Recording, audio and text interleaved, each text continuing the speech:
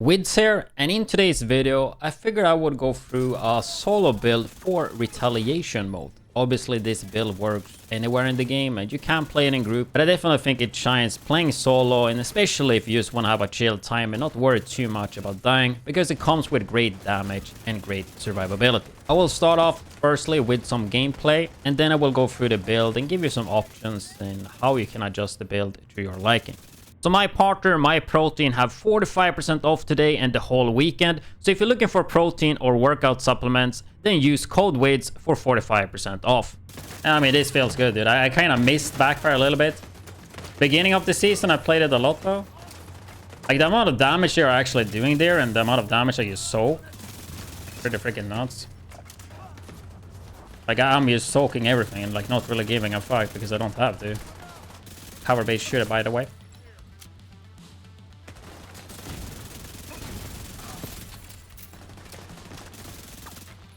Damage on this with Bullet King wouldn't be that impressive. This build doesn't really have any damage except Striker. We're getting a majority of the damage from the Backfire, 200 crit damage. Which is pretty damn easy to keep up on this.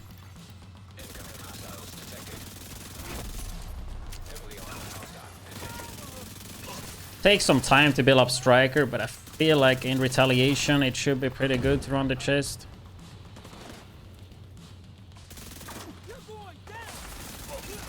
Obviously you swap that and run Obliterate chest. Probably like Palisade. Even more armor on kill. I don't think you need Seska.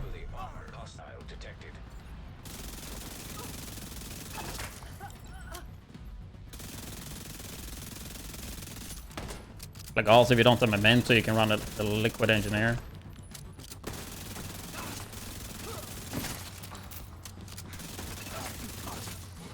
And personally, I would just put the hazard protection into weapon handling for faster reload.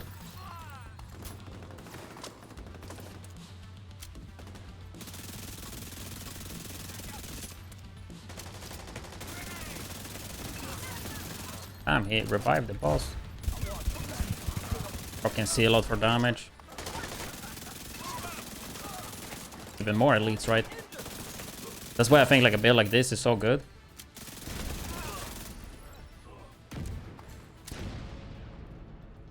$9,000 SHG. I think a lot of people will like this type of build.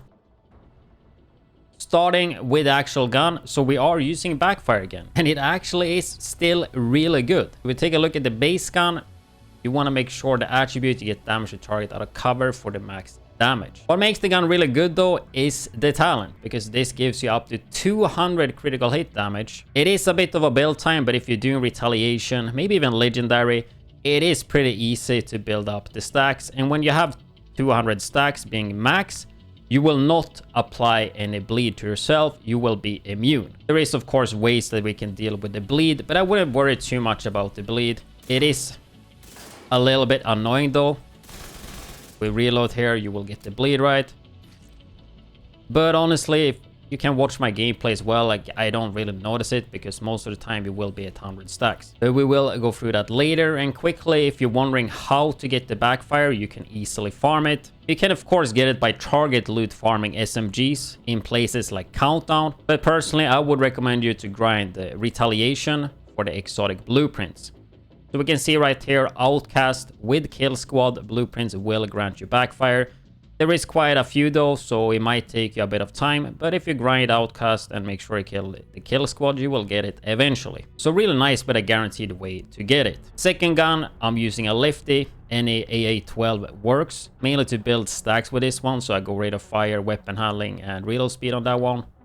Sledgehammer can be nice to get more damage out of it. And then pistol, I'm using an Orbit for the perfect finisher. Don't really use this at all, to be honest, because you don't want to swap your Backfire, because then you lose the stacks. But if we take a look at the build, this is another Striker build, but the build is a bit different, especially to last season. But of course it's inspired from that one. We have 6 blues, as you can see, and then 4 pieces of Striker. Weapon handling being stability, accuracy, swap speed, and reload speed. So 15% to all of those. 15% rate of fire, and then of course the 4-piece weapon hits will increase weapon damage by 0.65%, and this stacks up to 100. We are using the chest, but I will go through later in case you don't want to use the chest, but this will add it to 200 stacks. But this time around we have up to 30% rate of fire, so it is easier and faster than ever to build stacks. So I think the chest piece works really well. The main issue can be that NPCs die too quick, but since we are 6 blues, you are gonna get a lot of shots in. So I do think the chest piece works pretty well. In terms of modifiers, you can use whatever you want. There is great survivability on this one, but Zealot just gives you damage and 100% damage reduction. I just think that is the best one to go for. Then passive modifiers, I would recommend Rupert's Tear. I think that one is the best one here. Keep out for staggering rushers. And then lastly, I mean, Unfriendly Fire is nice if you play against Hyena, but you could go something like Stepping Stone, so you always get the hollow point ammo to your magazine, because it does amp your damage. And if we go to the next piece, I am using Memento, in my opinion the best exotic in the game. It gives you survivability, damage, I mean it literally gives you everything. So 30 stacks for the passive or long-term buff right, which gives you skill efficiency and armor regen and weapon damage. And then you have the pickup one, which gives you instant weapon damage and instant bonus armor, and bonus armor being the big thing right here. Killing NPCs, picking up the trophies, you will have crazy survivability from that, especially when you're running 6 blues. And then lastly, we are using a new piece, I guess, for this build in particular, and that's the Chill Out Mask. So that will give you 5% total armor from the Hilla Guard, which synergizes beautifully with the 6 blues we have. You can see I have 2 million armor, and I haven't expertise all pieces, I think only Memento. So a lot of armor, which I know a lot of you guys like. In terms of stats priority, you can set this one up a little bit how you want, but make sure you reach 60% crit chance or close to it. I have 58 right now. Kinda sucks not having 60, because our critical hit damage will be really high. You can see it's only at 60% right now, but Backfire at full stacks will give you 200% more, so that's actually 260. You can, if you want to though, spec more into... just a quick word from this month's sponsor, being Opera GX, the browser made for gamers. Comes with a lot of customization, built-in adblock, and a free VPN. I'm currently really close at hitting 300 users, and if we do that, I will be making a Division 1 Dark Zone video. So scan the QR code on the screen or click the link in the description, and maybe we will hit that goal. You can, if you want to though, spec more into critical hit damage, but the focus here, so all the gear mods and the reason I'm using Chill Out are for protection from elite. So we are modding protection from elite everywhere, which you rarely see me do, but the survivability is really good when you do that, because we reach 48% protection from elite when you only have 12%ers. If you have 13%ers, then yeah, you will be hitting 52%, which is really good. Then the rest of the mods are on hazard protection. You could definitely either go crit damage for a bit more damage, but remember we have 260, or you could go weapon handling if you want to reload faster, but those are definitely options there. But if we look through all my gear pieces here, this is how I have it. Honestly, I probably would roll away the hazard for, yeah, crit damage or weapon handling.